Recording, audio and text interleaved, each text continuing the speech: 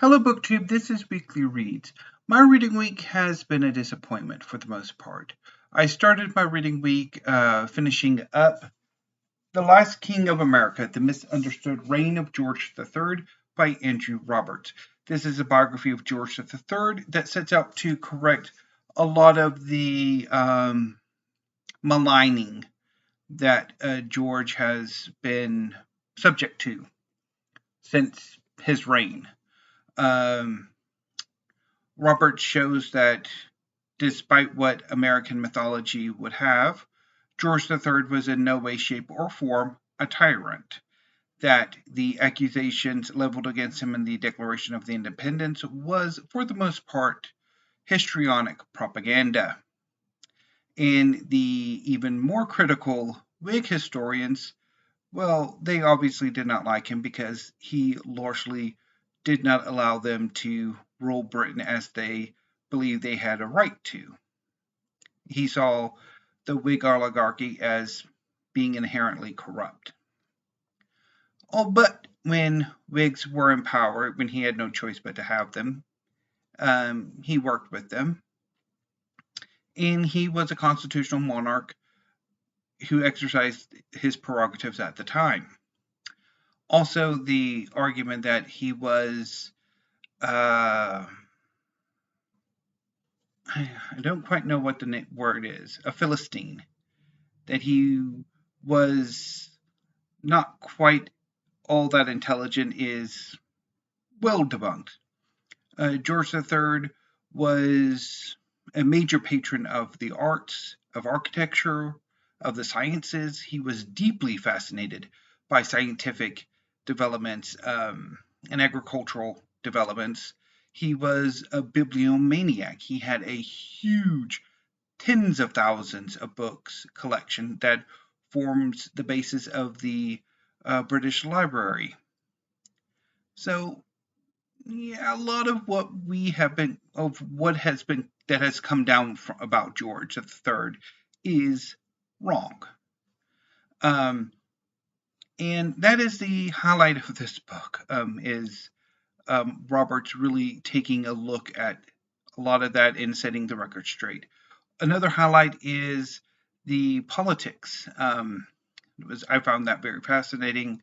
The hints of the royal family I thought was really good. Also, how a lot of the traditions that the British royal family follows even today originated really with George.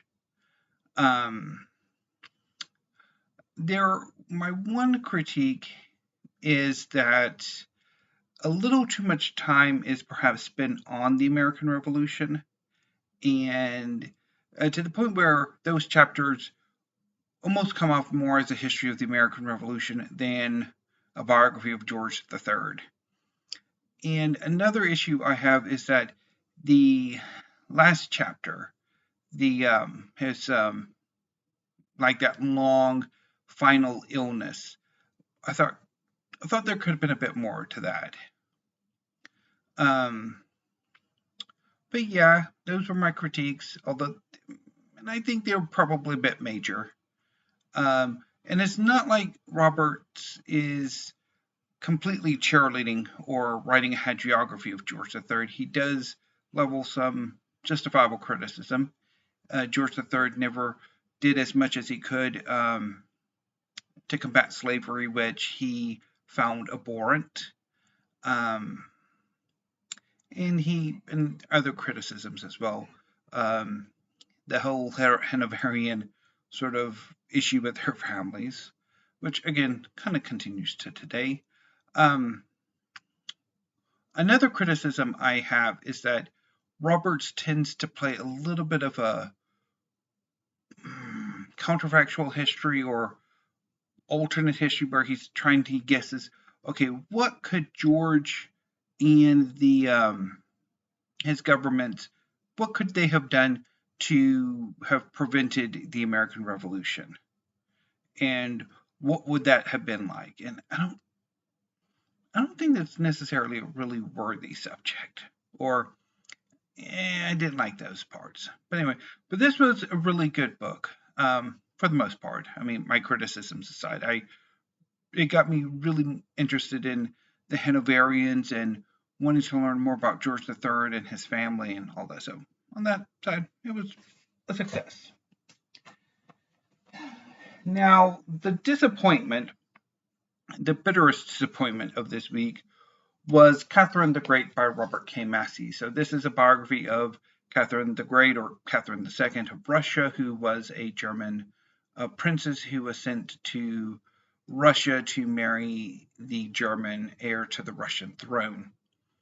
The history of the Russian royal family at this point is a bit complicated. So you have Peter the Great, who had 2 daughters survive him, and one married and had a son who would eventually become Peter III.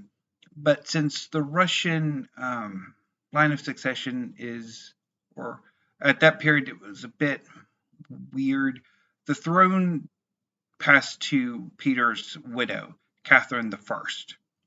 And then with her death a few months later, the throne passed to I think a cousin. Might have been a younger son. I don't quite know who Peter II was. I don't quite remember. But then it passed to a cousin of Empress Elizabeth, and then it passed to another cousin, and then Elizabeth pretty much launched a coup and became the empress, and then brought in Peter, who would eventually become Peter III, and he would be married to Catherine II. It's complicated, but anyway, so I had high hopes for this. Robert K. Massie has been highly praised, and this book has been highly praised as the best Catherine the Great biography there is. And I didn't see it. This is adequate, but it just, for whatever reason, the prose just was not enough to keep me hooked. And I found myself wanting to do something else. And it was frustrating, and it wrecked my week to a certain extent, although there were other things that wrecked my week. That this is a booktube channel and not a vlogging channel, so I'm not going to talk about that. Although if there's ever a tag or something that gets into some personal stuff, I might do it. But anyway, so that was frustrating and kind of killed my interest in buying some more history. I talked a bit about that earlier this week, although I do have a bevy of forthcoming history books that I have on pre-order, so I don't know if I'm still going to keep them or cancel those pre-orders. I don't know. I was thinking of making a video about that, and I had hoped to have done it some this week, but it didn't work out. So anyway, so I did have a few highlights outside of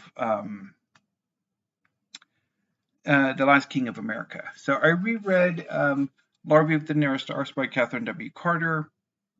This was, again, this reading was as delightful as all readings of this book has been. And today I read and reread for the first time in a while First Nights by Niall Campbell. And again, this was a wonderful collection of poetry.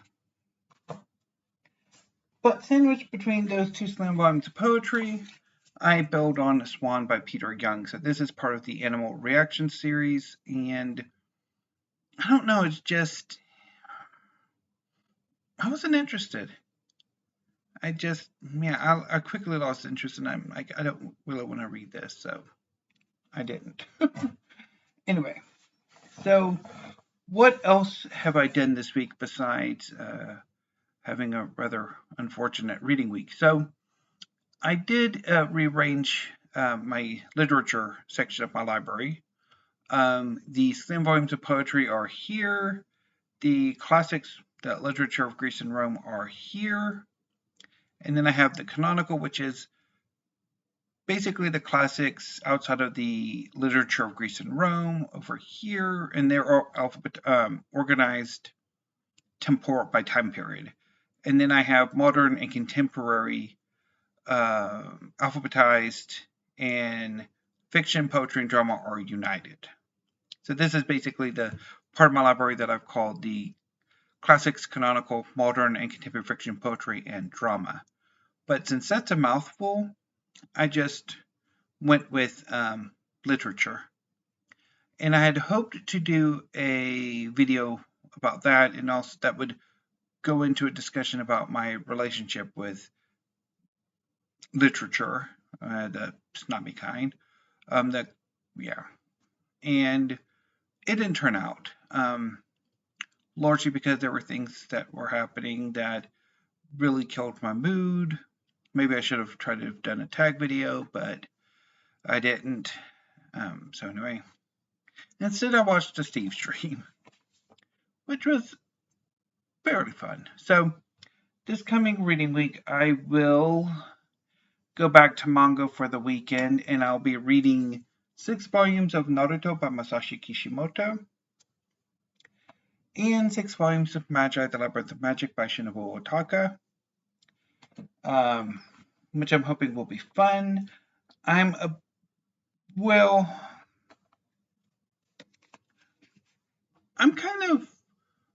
There's a bit of a roadblock for Magi, which is, of course, I have 3 volumes left. Unfortunately, the first of those volumes is 21, so I'm going to be reading 15 to 20 Sunday, and then I'm going to be stymied until I can get volumes 21 and then 26 and 27, which I don't know how I'm going to get because I'm not finding them at reasonable. Well, I've only been able to find like 3 copies, and they were psychotically expensive, just absolutely psychotic.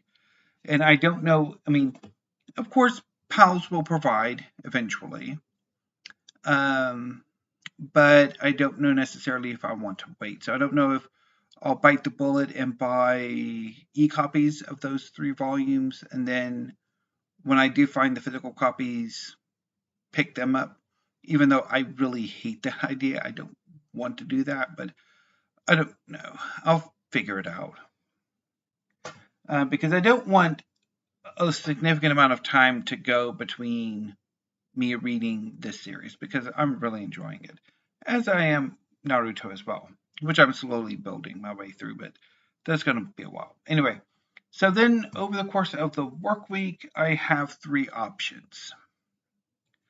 Option 1 is A Bell Redemption of the Moons of Jupiter by Alice Munro. I don't know why, but this book has been calling me the last few days, so maybe I should just give in and bail redeem it, or just give it one final go before I decide to eventually unhaul it. I'm also thinking about maybe sticking with Historathon and reading Holy Madness by Adam Zamoyski. Or maybe doing some non-manga booktube about war reading, and read The Punic Wars by Adrian Goldsworthy, in large part because he has a new book coming out in September, which is one of the ones I have pre-ordered, that I really have to take a hard look at, because there are 3 on September the 5th, and they're all expensive, and I really can't justify getting all 3. So I need to really figure that out. Anyway, so that's my reading plans for next week, although I might change my mind as the week progresses. So anyway, and hopefully I'll be able to make 5 videos next week, or 6 if I'm lucky, but we shall see. It depends. And hopefully I have a better weekend and work week than I did this past week. So, in a booktube, until I see you next week, thank you. Have a great afternoon, well, evening now, and weekend, and stay safe.